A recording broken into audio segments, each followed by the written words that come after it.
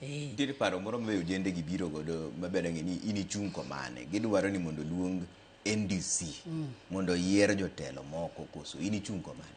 An gima awacho advice mara madachiw chung komane godo kamane ni division makoro kelore party kama okadwar.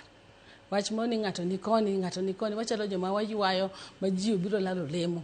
Ng'ato dwa lalo tielo dhigo, ng'ato dwa lalo bat dhigo, nyicha winjo ka jatelo moro wacho ni gini karach to mondo jomoko jaka ji dhi kode. Mano gima jomoko ma josikwa diher ni mondo party ni osambaratika. An to kane dwarona. Da wacho ni wakuong waket odwa mondo bed in order. Nyaka wadhi mwabed piny mwalosi niwach kata NDC miwacho no. An asebede party ka. Kano luonge NDC ne wan koda gi party leader wa. To kara jomoko noseundo kaka gidwa dhi gi lemo ni, gidwa kawo gini, gidwa pedo ginene.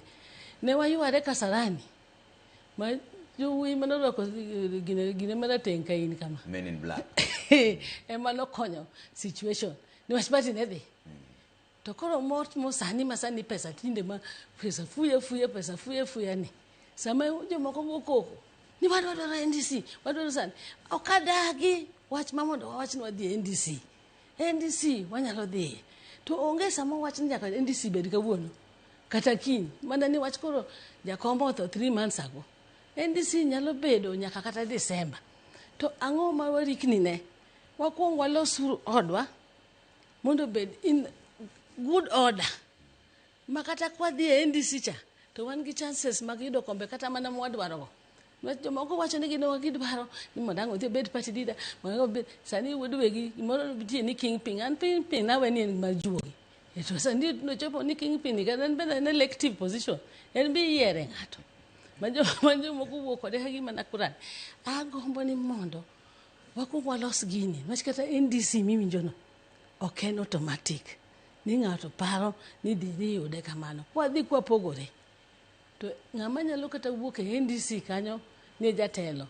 Nyalo bedo mana gwang' mowuok nwe party moro nono.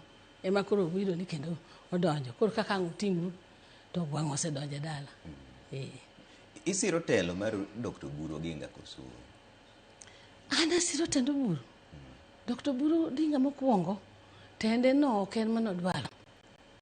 Tende no nokete. To ka nokete Dr. Ruth Odinga en mature enough ma en kama entieno en ma onyalo mako wiwa mondo oriwa. Nitiere role ma daktari play kanyo maduong' malich. Niwach ka onge ng'ama machua man gi that kind of sobriety to gini dhi sambaratika. Niwach ni wan jotelo monego bed ni siro daktari. Kamano